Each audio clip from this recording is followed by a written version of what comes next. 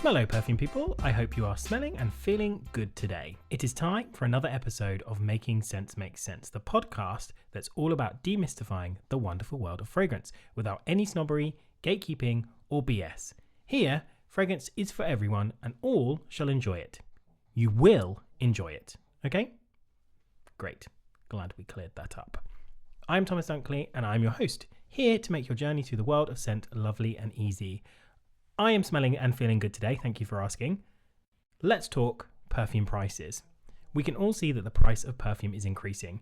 It's not unusual for a niche fragrance to cost over £300 at this point, and we're even seeing fragrances regularly push up past £500. Some can cost close to £1,000.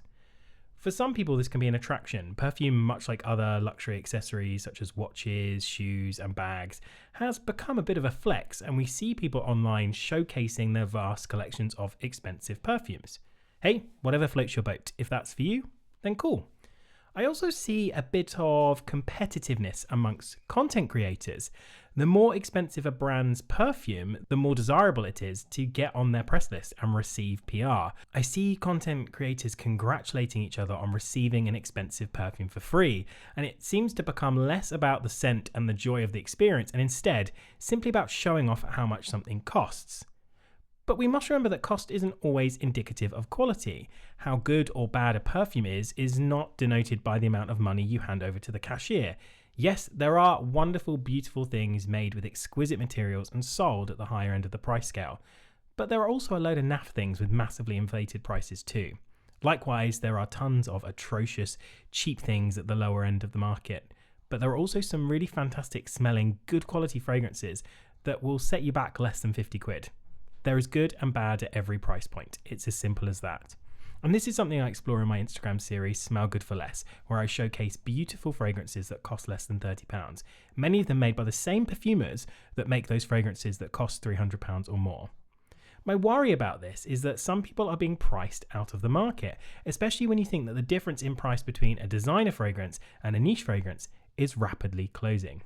So this creates a bit of a gap for beautiful smelling fragrances at a reasonable price, a gap that is being successfully filled by my guest. Géraldine Archambault is the founder of Essential Parfums, a brand that offers high quality, beautiful smelling fragrances created by blockbuster perfumers, the likes of Dominique Ropion, Quentin Biche, Nathalie Lawson, Calice Becker and more, all for £86 for 100ml eau de parfum. Compare that with 100ml of Chanel No. 5 Eau de Parfum, which is £156. In fact, it's only £4 more expensive than 35ml of No. 5. Now, I don't say that to shade No. 5, it's a beautiful fragrance. I don't know what Chanel's pricing structure is. I think Chanel No. 5 and a lot of Chanel fragrances are well worth the money you pay. I recently topped up a bottle of No. 19. It is my favourite. It is the best Chanel. That is the hill I will die on, but that is not for us to discuss today. I simply say that just to show you where Essential Parfums are positioning themselves in the market, that they are actually offering niche fragrances at a price that's lower than a lot of designer fragrances. It's incredible value, and as the brand positions it, it's a return to simplicity, simple packaging, simple messaging, and simply good perfume, all in sustainable packaging, which I think is a really, really important twist. They've been in the UK for a little while in small boutiques across the country, such as Wild Iris in Brighton, which I think is where I first experienced them. But now the brand is receiving wider distribution, and you can find it in John Lewis. And I recently popped into my local John Lewis here in Cambridge, and there were so many people crowded around the Essential Parfum display. It was causing a bit of a stir, and I think that's because the brand is quite disruptive in nature. But what really surprised me is that people really seem to know about the brand already. I was earwigging to the people who were sniffing the fragrances, and they were talking about them as if they knew them. So there's a real huge amount of excitement about the brand, which is exactly why I wanted to talk to Géraldine all about the brand and how she's created something so unique. So that's enough of me waffling. Let's just get straight into the interview after a very brief word from our sponsors.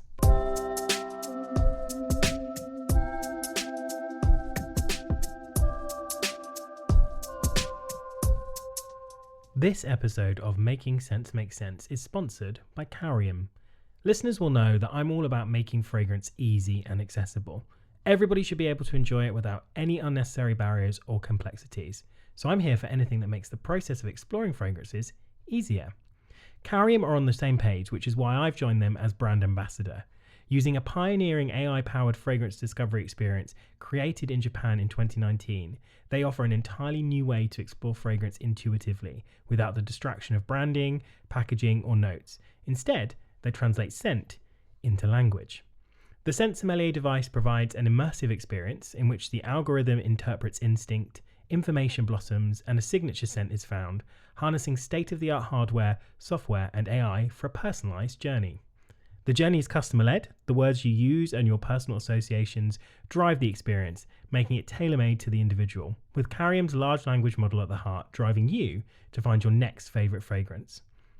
Carium the Scent Sommelier can be found in Selfridges on Oxford Street as part of the Thameen counter, and also at the Richmond fragrance boutique Parfum La Danse. So why not pop in and see how Carium's the Scent Sommelier can guide you on your fragrance discovery. Carium will also be at Barnes Fragrance Fair on the 16th of May. Hopefully, we will see you there.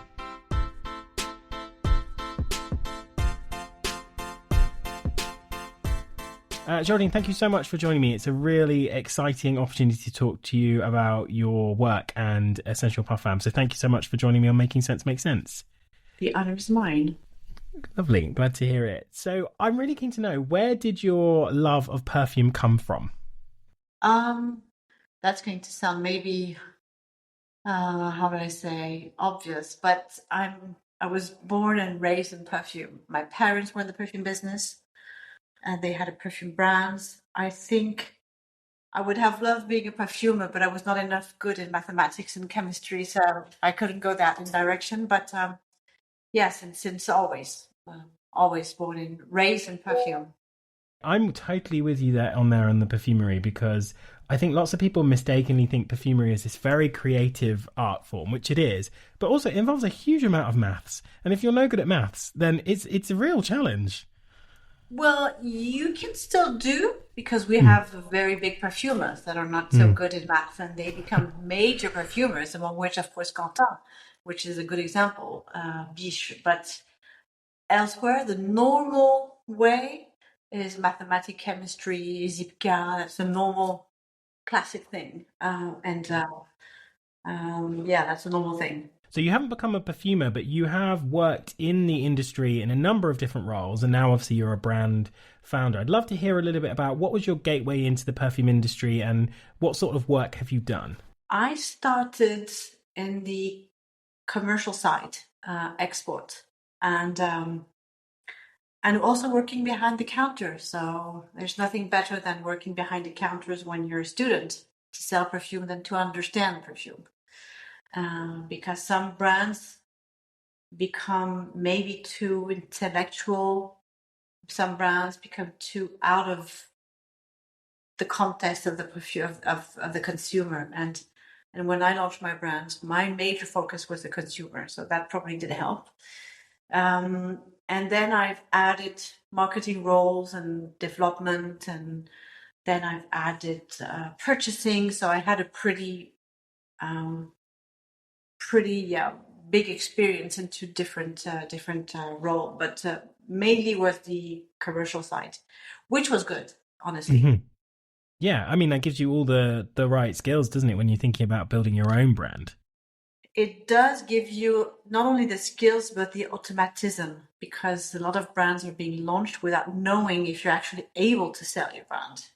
Because sometimes people have wonderful ideas, but do they have the margin? Do they have the expertise to do so?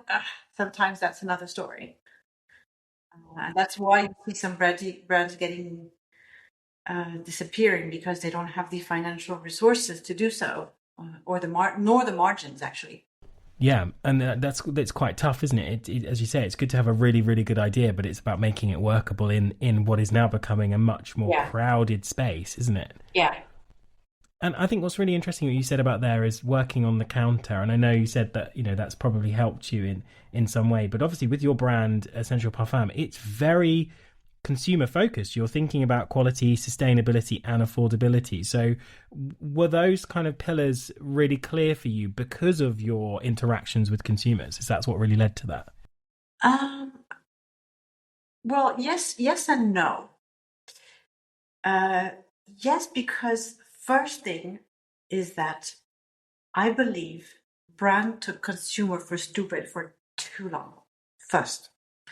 And I think it's finished today. Of course, you will still get a number of consumers that will buy the product because you have Dua Lipa in it, because you have whatever star is in it, or Johnny Depp or whatever. But they see also that they need to have credibility of the perfumers, because they're going to be able to grab some clientele here that are not necessarily ring a bell because it's Dua Lipa, but they will be interested because it's Anne Flippo who did Sign Livre, to give you an example. I think first thing, the brand took consumer for too long for stupid. Today they know. Sometimes I think they know a bit more than they really do. That's another story. But today a consumer or an expert in perfume, first, they're way more adventurous than we were, because they are just able to buy blind buy, which we would never be able to do at that time. So that's a new kind of way different. And I think today they're able to say, to smell, to differentiate if a product is qualitative or not. They can make a difference between a mainstream brand and a niche brand with their nose. They're not able most of the time to say, there's LME coming in, or there's Incense, or there's a Alsafi oud that I don't like. I would have preferred to go with this other oud.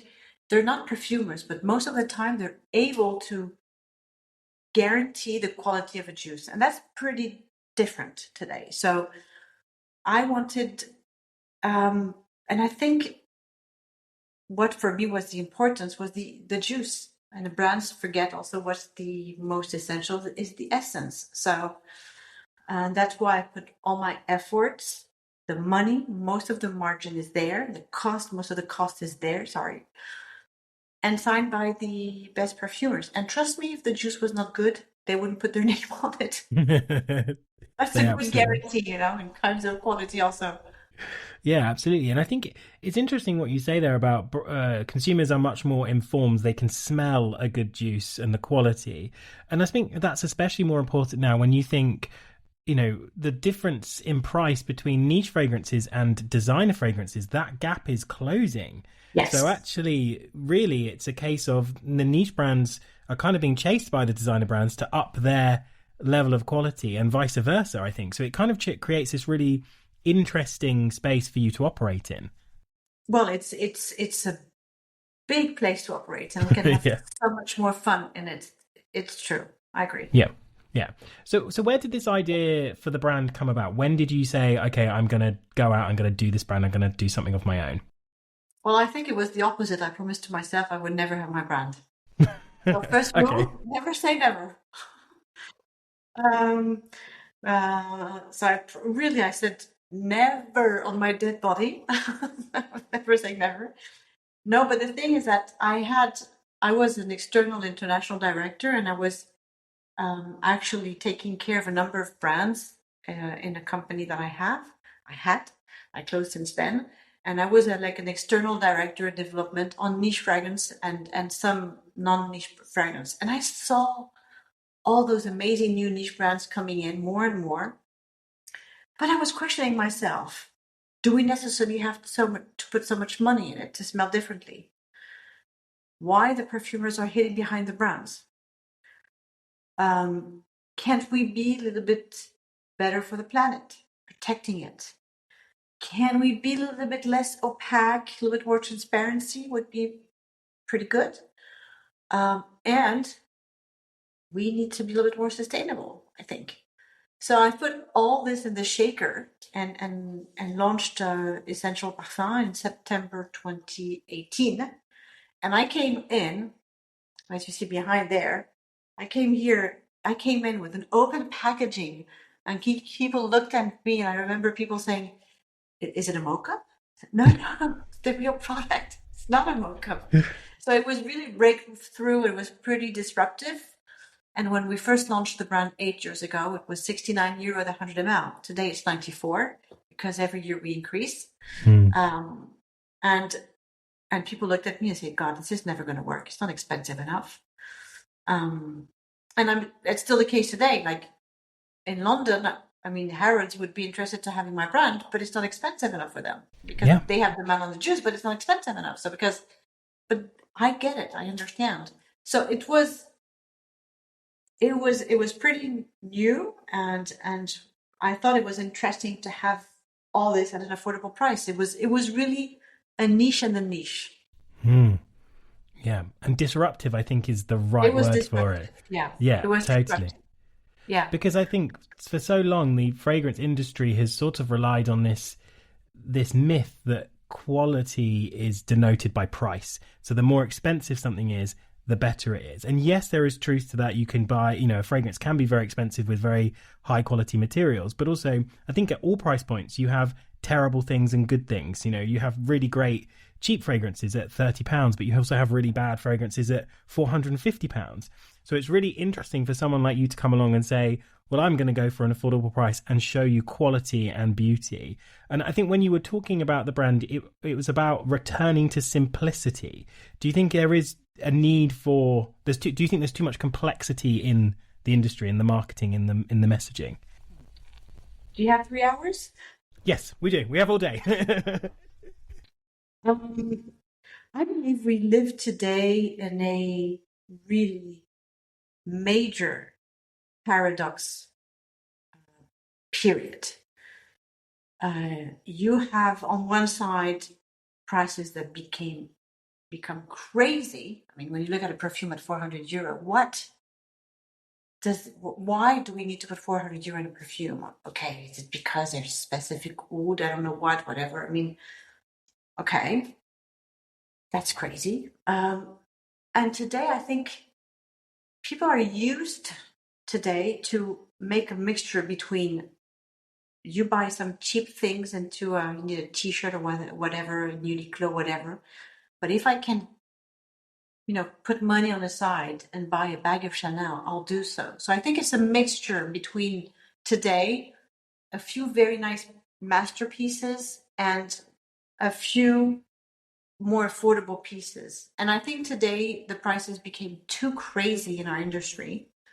Once again, I'm not judging, it's just a fact that prices, and as you say, even in the designers brand, Chanel 5 today, 100 ml, look at how expensive it is. As you perfectly said, Thomas, the gap is getting super, super thin between there. So I don't know. I think today the young generation, or the one that will make the perfumes of tomorrow, or the consumer of tomorrow, they want more transparency. They want to know where it comes from, what it's made of. Is it natural or not? Please give me some information a little bit more. And I think what what one of the things we've succeeded the most, I think, in Essential Parfums is the mixed product, which is logical. The packaging goes with what is written, with the perfumer, with the juice. It rings a bell, and we don't lose our consumer. Some brands, they lose the consumer because they don't resonate anymore to the brand.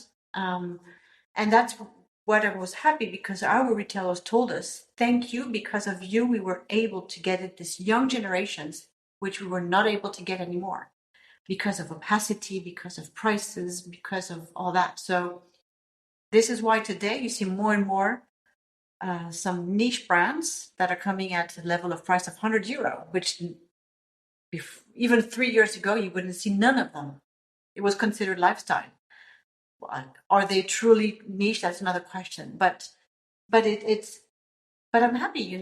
We have to if we are the first one to be in that niche in the niche. I'm happy, and in this case, come on, let's come in. At the end, the only judge is one thing: the juice.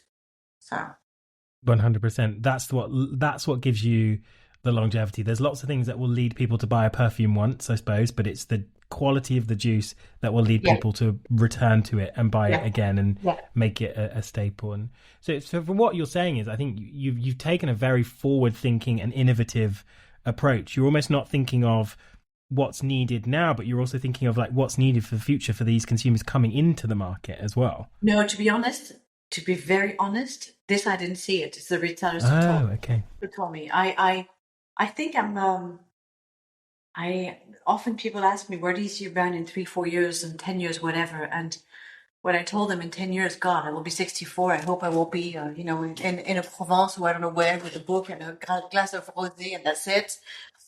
For sure. I don't want to be anymore into, going to those conventions that need to be young. That's for sure. But I think I'm too pragmatic. I don't think, um, I feel things, but I don't think we've noticed there was a gap missing, and we went into this gap in the niche of the niche. But elsewhere, it was, we say in French, bon sens, which means it's something that looked logical to us. And as long as you stay into your path and you don't change, you don't change the direction, you don't change the quality, you don't change uh, the marketing, whatever, you don't change distribution. Long as you stay in your road, there's no reason why it shouldn't work. But after, what did work the best is what pleases me the most is the juice.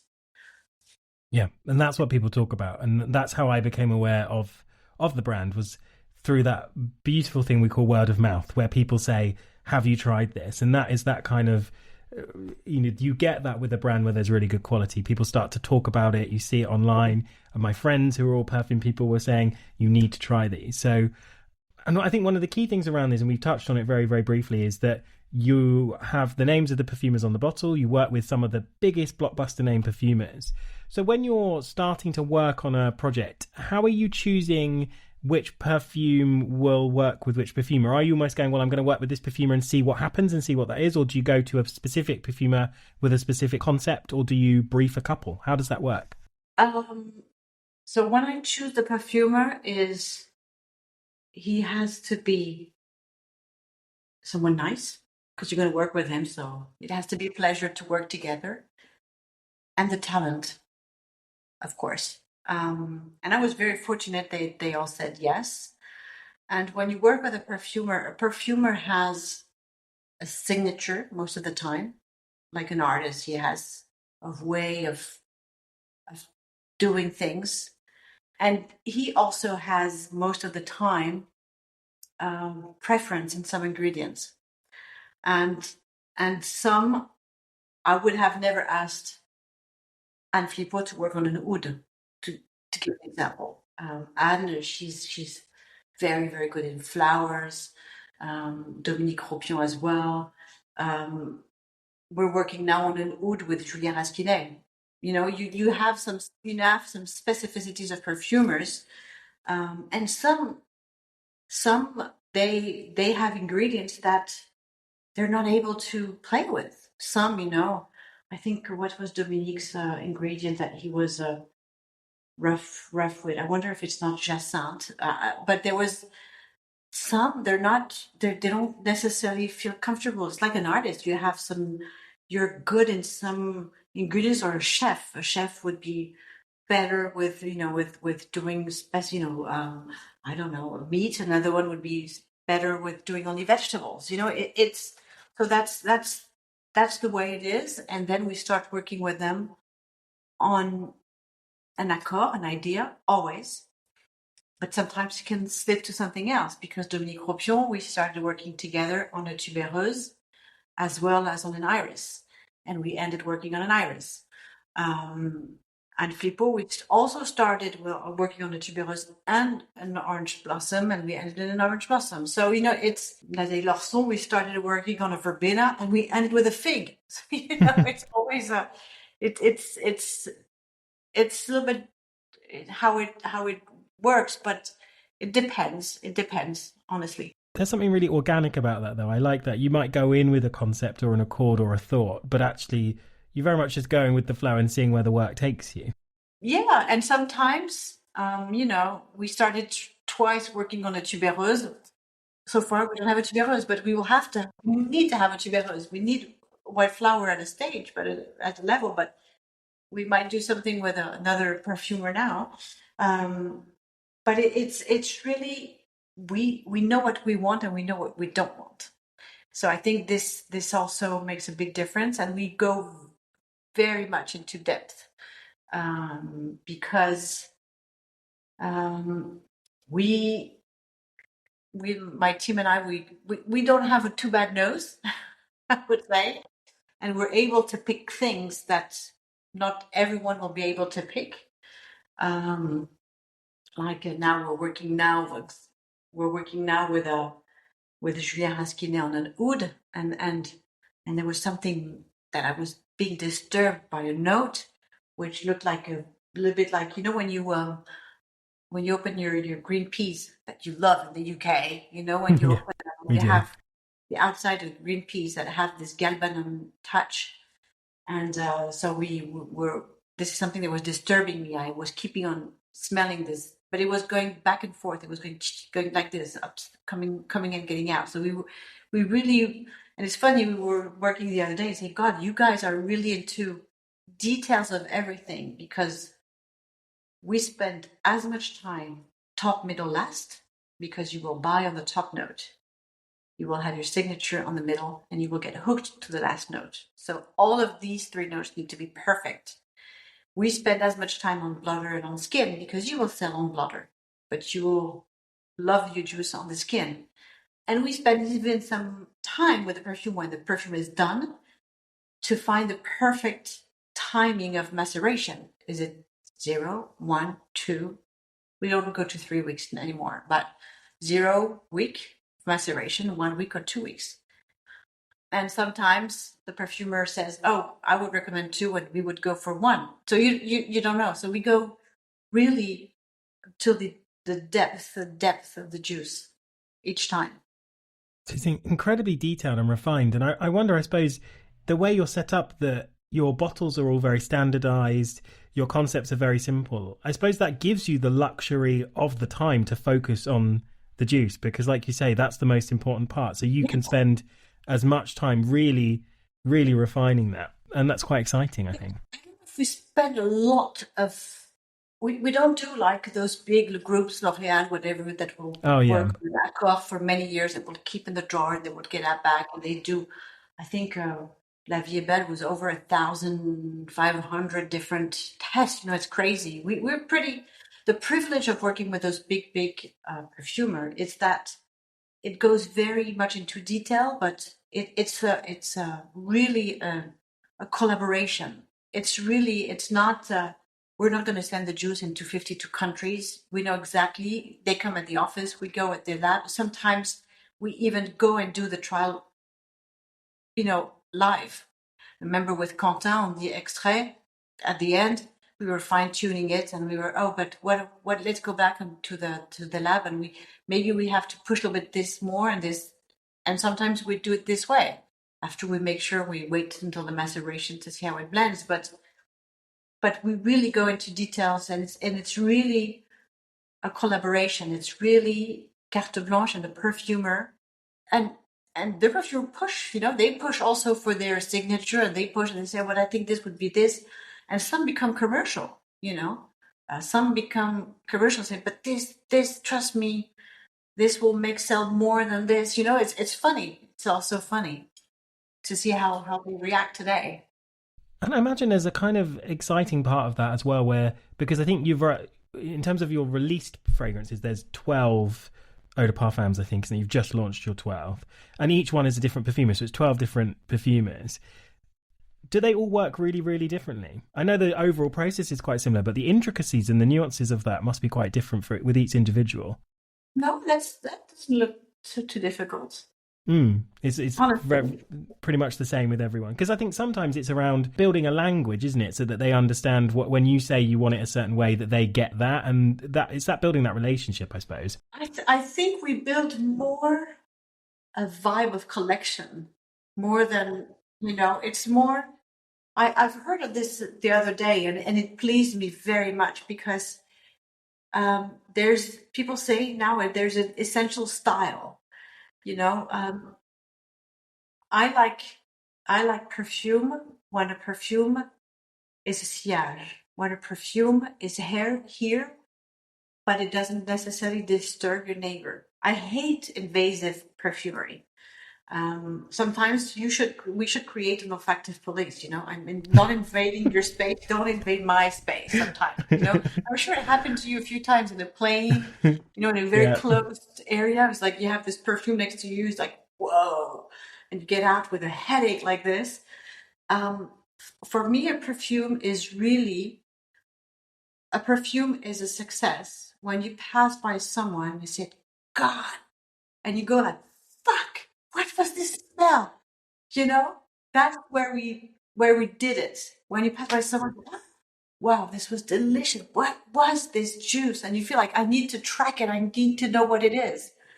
And we have this with some juices, and most particularly one, which is Bois Impérial by Quentin Biche, which has this very specific signature. And every time I wear it, every time people ask me, God, what is this juice? In the taxi, I had to bring the taxi driver to my boutique the other day to give him a sample, because he said, I swear, do you have 10 minutes? You're going to be not 10 minutes late. I'm stopping the count so you don't pay the meter more. Can you please bring me? So it was funny. The other day, I remember a guy was buying on a Friday night. He bought the 10 ml of Bois Impérial. He came back on Monday, bought the 100 ml. When the store opened, I said, I got the sexiest girl in my bed all weekend, keeping on telling me, God, it smells so good. What is this? That was so funny. That, yeah, he's never going to run out of that again now. He's always going to make sure he's got a but no, I think it's a signature. Yeah. It has to be chic. There has to be a sillage. It has to be here without a here. It has to be not, for me. Now we're working on another juice now with another perfumer, and Els and Julien, and it's very strong. It was like, we have to calm down. And now we're just launching in May our first gourmand with Jordi Fernandez, and Jordi has a pretty loud perfumery, and we had to say to Jordi, come on, in Spanish, cálmate por favor, Jordi. You know, it was very. Don't do it less loud than you normally do, because he's often known to have a very loud and perfumery with the Middle East. And we did a chic gourmand, which is more an addiction. It's called Ombre Latte, and it's a latte around a caramel, very lactonic amber, and it's the sillage is crazy, really crazy, but it's, you know, we had to not. Yeah, calm it down a bit, because we don't want to have something too invasive, sometimes it's too much. Yeah, it's about that balance of getting something that's attractive and present, but not oppressive. But also to catch people's attention, it needs to be unique, doesn't it? People need to go, oh, I've not smelled that before. That's new. Yeah. And that's quite a challenge. Yeah, absolutely. It has to be there, but not there. And I think it also fits today's perfumery, because even today in the way perfumers formulate, it's more, the formulas are getting shorter and shorter. It's finished, you know, the formulas, when you had formulas in formulas, and you had in the formula another formula. It was, I mean, you look at L'Air du Temps, and the formula is absolutely huge with formulas and the formulas. Today, you have, what, 40 ingredients in the formula? It's very short formulas today. And it's even more difficult to formulate with less ingredients. And that's where you see the talent of a perfumer also, to be honest. Yeah, absolutely. It becomes much more of an artistic challenge for them. I think we will anoint you and appoint you officially as the chief of the olfactive police. I think that's a good idea. I think that's a good role for you. Yes. I mean, I would love to do that. It's probably a good opportunity to talk about two of the sort of hero fragrances. I mean, you've talked a bit about Bois Impérial. I've got some here. This is by Quentin Biche. This wonderful transparent spiced wood with like akigala wood. It's kind of mineral, very, very, very strange. Can you talk to me a little bit about what the idea behind this was, and what do you think has made it become such an iconic fragrance? Someone described something to me the other day where they called it the Bois Impérial effect, because they sort of said that it's just, when people smell it, they go a bit loco for it, because it's so interesting. The other day, someone told me it's like a drug. it became like but it's legal, this one, okay? You can Yeah, just okay. continue to buy Importantly, it. it's It's legal. Yeah. legal. And it's the funny thing, I don't know if you know the whole story of Moi. The whole story is that when we first started working with Quentin I wanted a dry wood. I didn't want something, I wanted a dry wood. And when we were continuing to working on it, came COVID.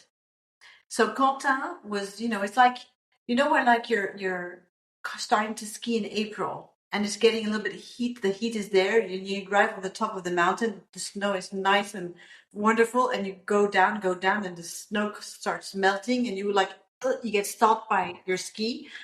It's exactly the same feeling that I had. So it was like, you were stopped.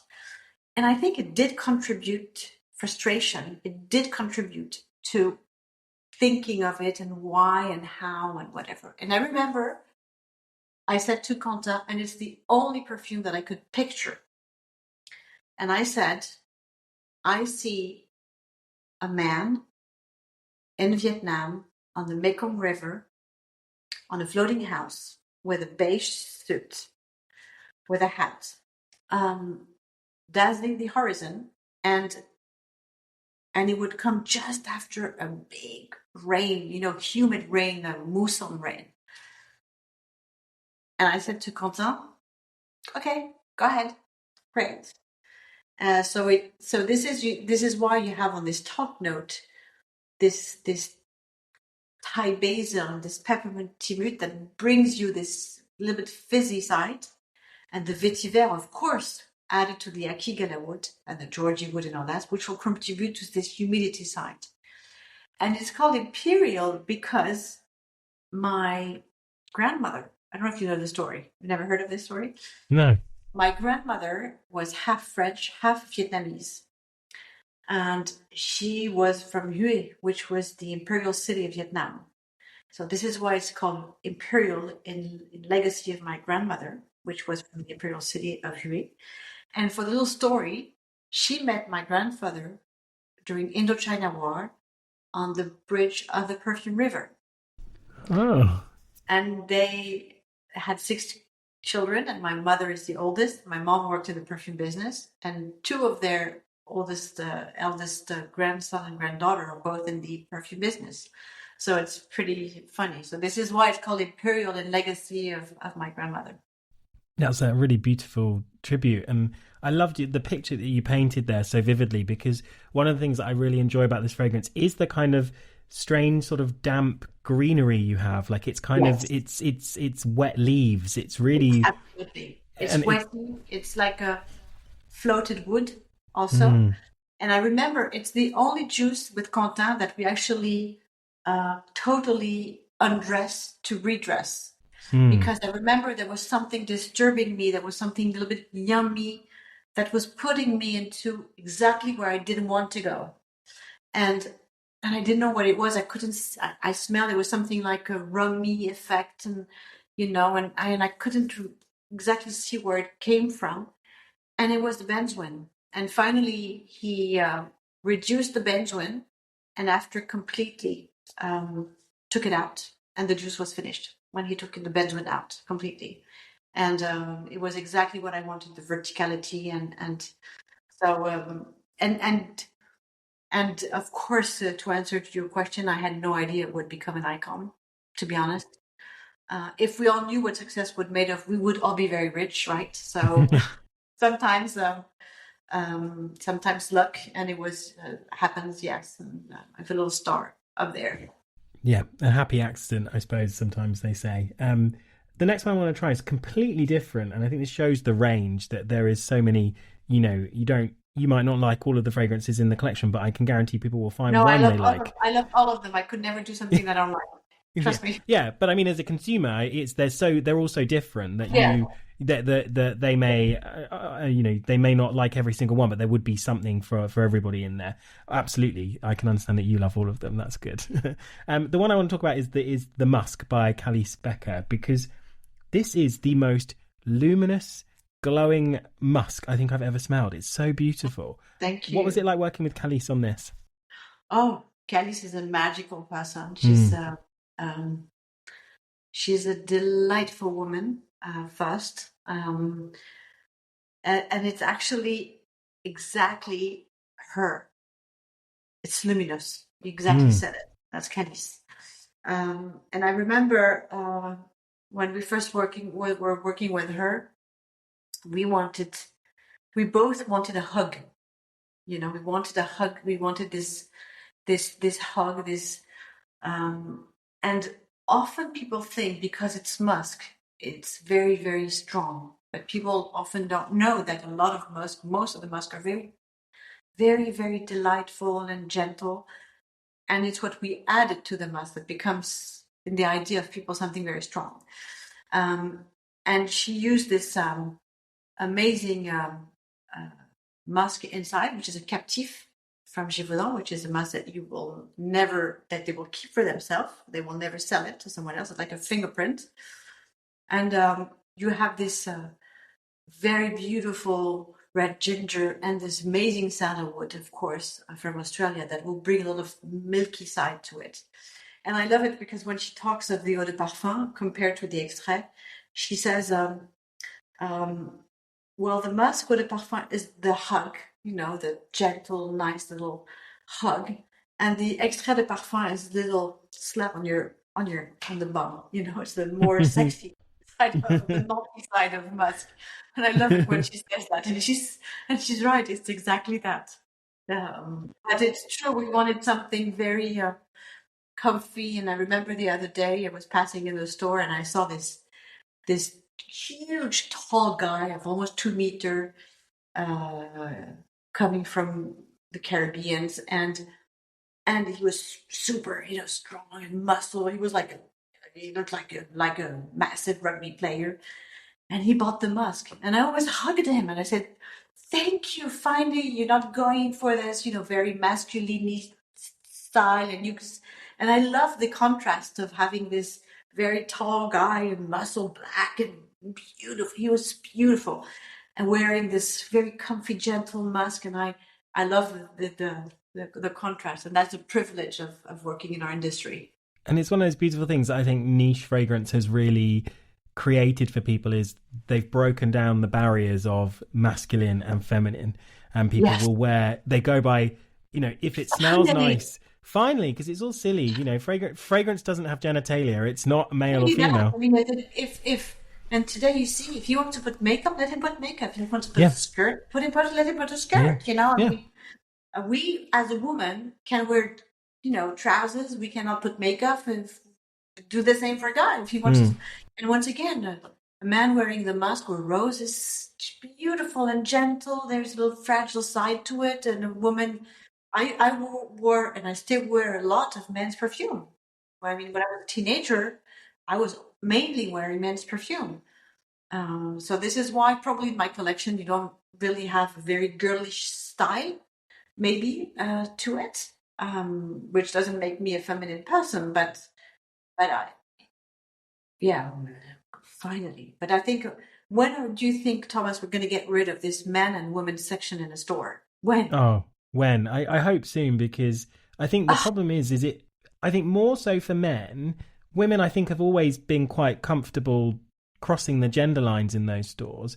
But I think men have been really, really forced into a rigid box. And I think it's such a shame sometimes, because it restricts them to so many beautiful, wonderful things. And also, what I think about, if you smell some of those classics, I was smelling Coco by Chanel the other day.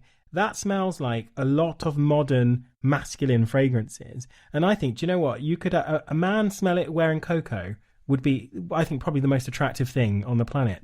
And I just think, knock the barriers down. I think you're seeing it more. It depends on the store. I think in London it's great because you go to a lot of the department stores and it is so niche focused that those barriers are completely broken down. But it's sometimes legacy in the department stores. But I think brands like yours really, really help. Market also, because you go in London and it's a very department store driven market, which is very different from us in Paris. Well, now you have Sephora coming in and all that, but not long ago, it was either department stores, a few independent, but very, very few in London. Of course, you had Jovois and all that, but sometimes the Jovois is a little bit intimidating. there's too many.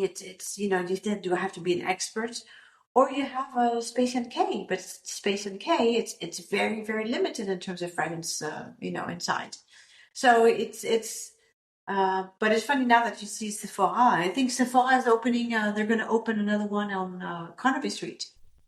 Yeah, yeah, I've heard that. Um, Yeah, it's exciting. I think it'd be interesting to see in 10 years how the landscape of department stores fragrance changes in that way. but did you see that we launched in the UK for the first time You did, recently? and I'm so excited. Yeah, yeah. Yeah, Um, we were. It was a virgin market for us. We were just in Jovois, bits and pieces of doors here and there, and now we launched in John Lewis, yeah. and we're extending to Selfridges Liberty, and maybe, well, let's say if you're going to be good luck for me, Thomas, I can tell you, and you're the first one telling this officially, that we're going to probably have our first international store in London before the end of the year. That is amazing. Well, I'm happy to be a good luck charm for that. And Yes, can't wait to I visit. promise. I I can't. promise. I have to keep in mind you'll be at the opening. Yes, yes, yes. I will be. I will absolutely be there. Well, that is really really exciting, and I can't wait to see what that store will be like. We touched on a little bit earlier about the X-rays that you've done, because the two fragrances we've talked about have both been reinterpreted as an X-ray, again at a really reasonable price point. What was the process like of reinterpreting those two fragrances? The idea was first to go on the night side of each juice, um, um, because that was the idea. Because of course, if you have a fantastic juice and because the idea was to double the concentration, so at 16 becomes 32, 17, 34. But of course, you do the exercise of putting the eau de parfum in double concentration. It doesn't work, okay? It doesn't smell good. And which shows that it's not because you put amazing, ingredients inside and you double the concentration that's going to look amazing. Um, no, it was not good. It's the same idea as if you go into a Italian restaurant and you go and order pasta with truffle, you'll still be able to taste the pasta and the truffle. If you do it at home, you will never taste the pasta. You will only get the truffle coming in. So it's always finding the right balance.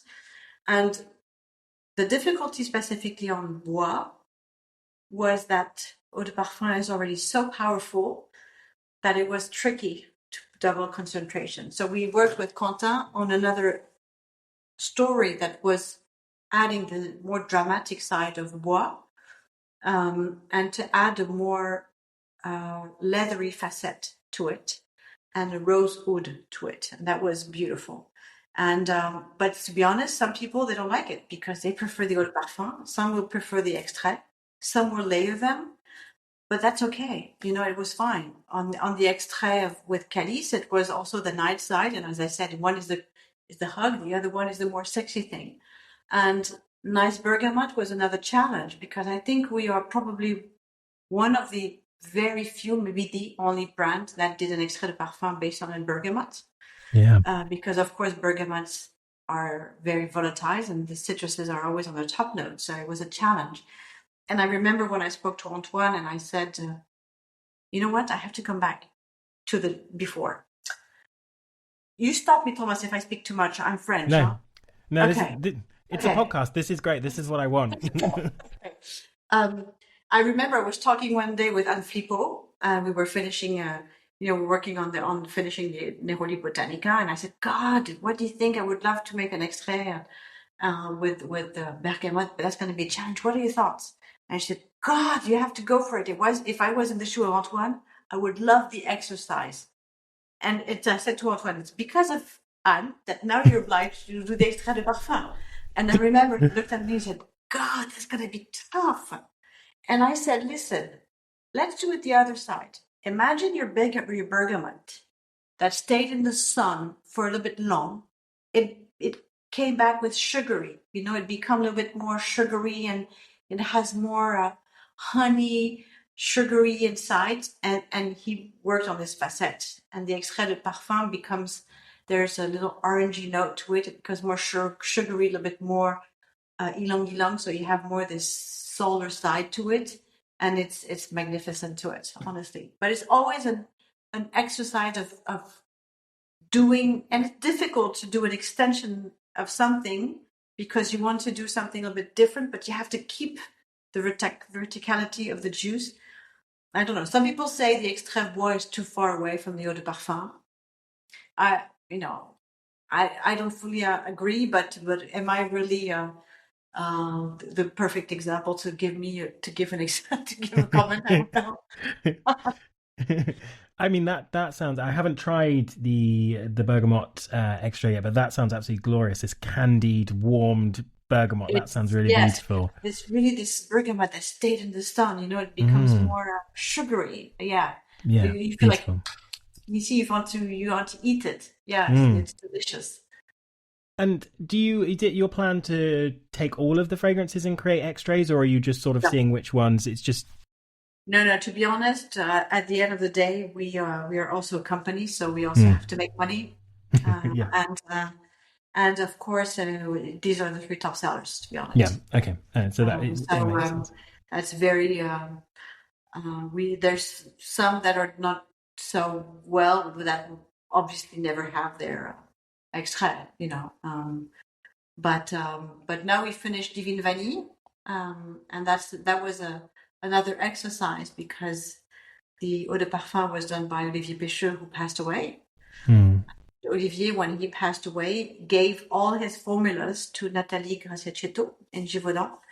So Nathalie did the extrait Divine Vanille, which is going to be launched next year for us.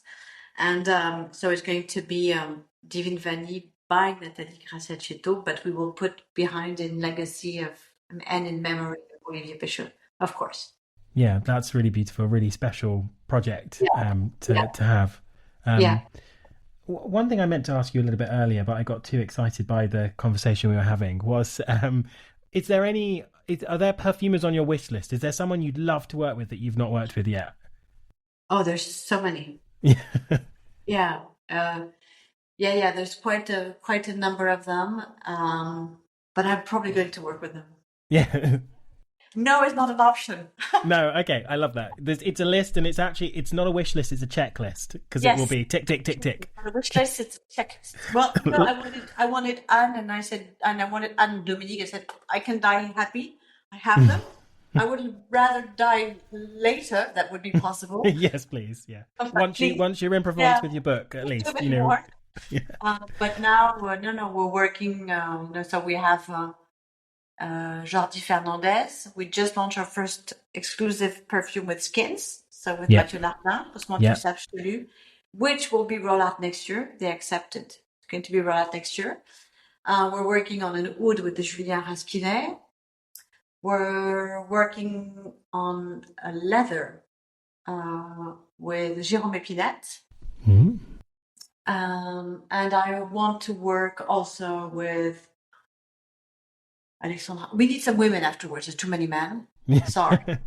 So we have to go back to a little bit more, to find Yeah, something more. balance it out a little bit. Yeah, Yeah, absolutely. balance a bit. But to be honest, there's quite a big number of men in our industry, perfumers, Yeah, more than women, this I is true. think.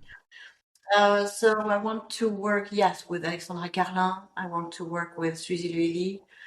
I want to work, and I would love to work with Marc-Antoine Cortecchiato. I would love to work with Carlos Benaim. I would love to work with, a few that maybe won't be here for another 10, 15, 20 years, probably. But I also would love to work with new perfumers that are coming in that are, Jacek in Givaudan. I came back from the École de Parfumerie not long and super talented. But also Fanny Ball, and also there's so many, there's so many fantastic perfumers. An embarrassment of riches for your checklist there. You can have Yeah, many, many. Yeah. yeah. And one last thing I want to talk about with you just before you go, because you've given us fantastically a wonderful preview of lots of things that you're working on, which is really exciting. But I think the thing that we haven't touched on as much is around the sustainability of the brand. And you have, and I think you did sort of allude to it earlier, a really unique packaging concept, which I think personally looks really cool. I remember seeing it on the shelf. I went down to Wild Iris in Brighton, where you are stocked, and Kate there had a number of your boxes, and I was like, I've never seen anything like this. I love it. And it's kind of this idea that, well, the packaging is going to be thrown away, so we're just using it to protect the bottle, and it's all very sustainable. So how long did it take to really work that packaging concept out? Because it is very unique. That was, trust me, that was really, really a crazy and stupid idea I had. Because you don't see it, but first, it has to be pretty thick because it has to hold the bottle. It has to be pretty well done so the bottle doesn't fall out. And there's only one company today that actually knows how to make those pretty thick cardboard here. Otherwise, it can be pretty, they can be pretty yucky, quite yucky. And that was really, really tough at the beginning. And I remember when I first launched my brand, they actually came in. You had big cardboards like that, and the girl had actually to take them each one of them. And I remember we needed 16 of them. So she was going like this and putting 1, 2, 3, and it was exactly the same thing as when you make your first furniture of IKEA. There's 16 and not 14 and not 17 because otherwise it won't fit or it's too big.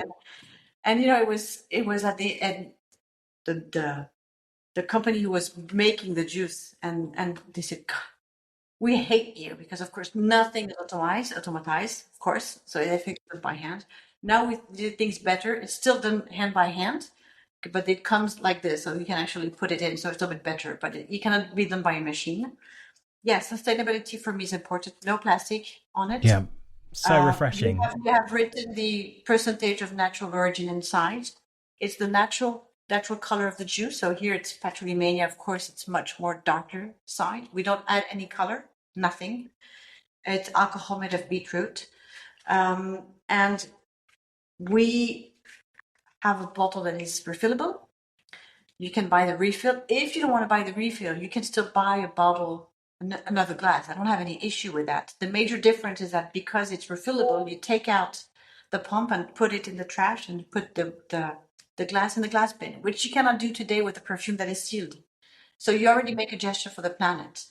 The thing that we're changing this year is the cap. It's going to be exactly the same, but we're going from plastic to aluminum.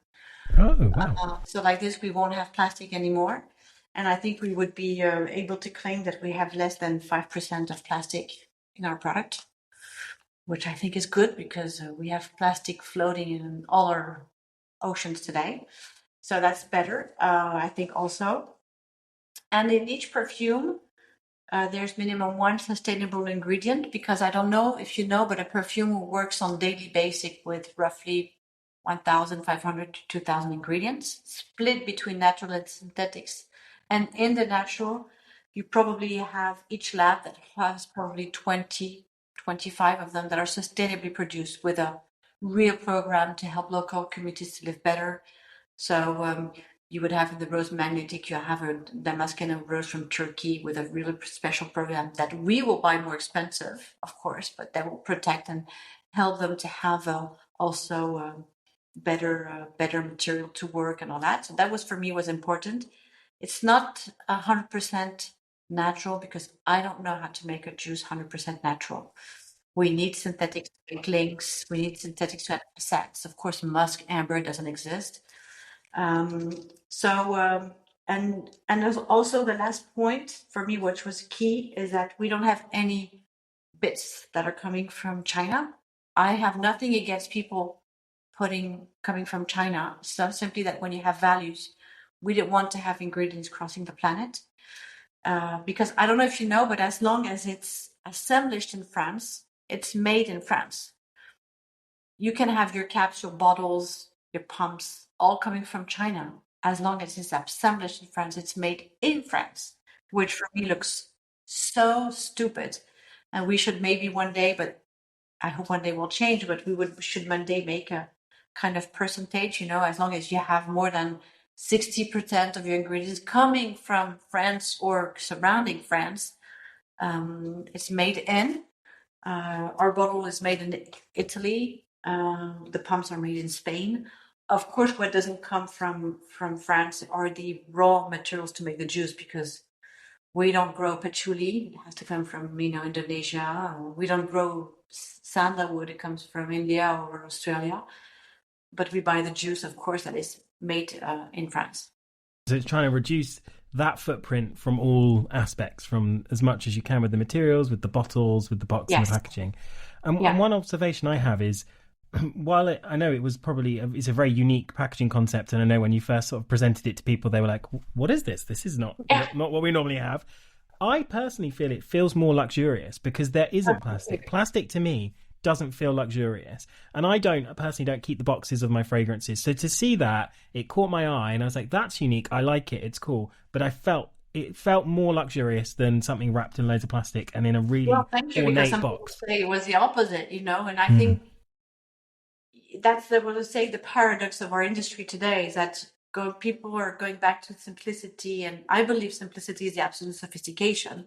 But on the other side, you see brands that are putting more and more packaging with an overpack and whatever, and then you have a piece of fabric and you have this and there. It becomes sometimes crazy, It becomes a pack and a pack and a pack plus the plastic around. The stupidity is that we are launching China next week. I'm going to Shanghai Notes. They will actually put plastic around. It's an obligation. They will cellophane wrap it. It's the only country where we will have to cellophane wrap. They are going to cellophane wrap it locally, because that's the stupidity, but there's no other option. We don't have a choice. I think it's really, really fascinating to see where you're coming from and what you're doing, and how the brand has really, really taken off. And what I'm excited about you being in the UK now and having sort of wider distribution is how exciting that so many more people get to experience and appreciate your brand. I think that's wonderful, really exciting time. And thank you so much for joining me. It's been a really fun and fascinating conversation. The honor was mine. Thank you for inviting me.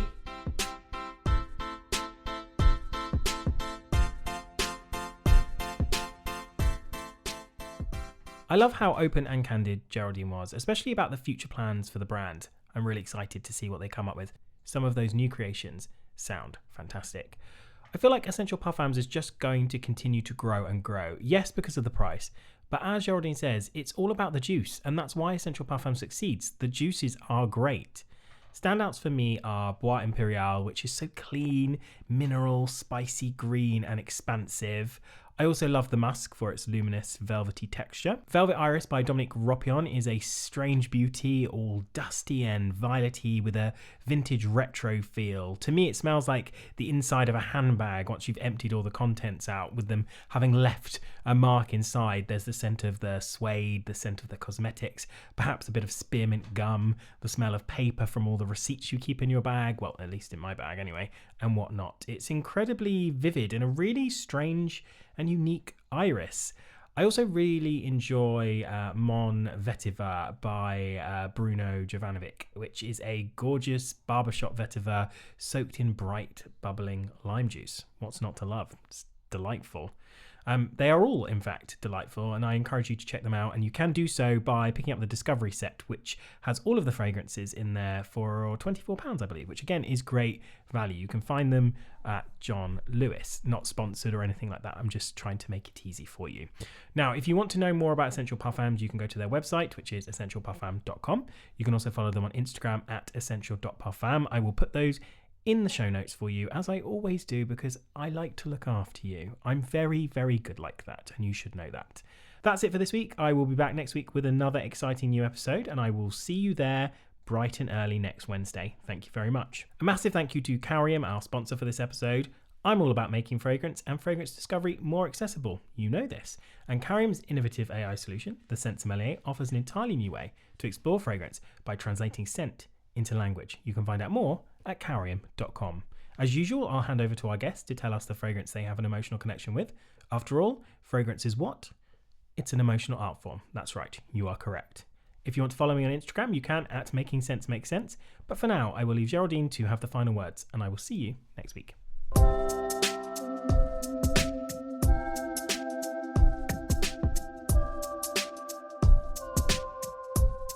Fragrance I have emotions with, that would be linked to youth, I believe. And I think the first that resonates for me now is, I remember my father was, which we don't do today, especially you, was putting, with beer in the morning, and we had this white, how do you call it, the white thing to put the beer, and after he would shave himself, they have and I remember I would every morning arrive at the same time in the bathroom. First, I would come in and he would have all his white like this everywhere, and he would kiss me on the nose, or I had some little white thing here, and I would take it off. And I remember afterwards when he would take it out, and it was so soft. And I would come and arrive and go like, look, a kiss like this on his cheek, and I could smell this beer-ish, aftershave-ish, masculine-ish thing, and that for me was pretty emotional souvenir, I would say.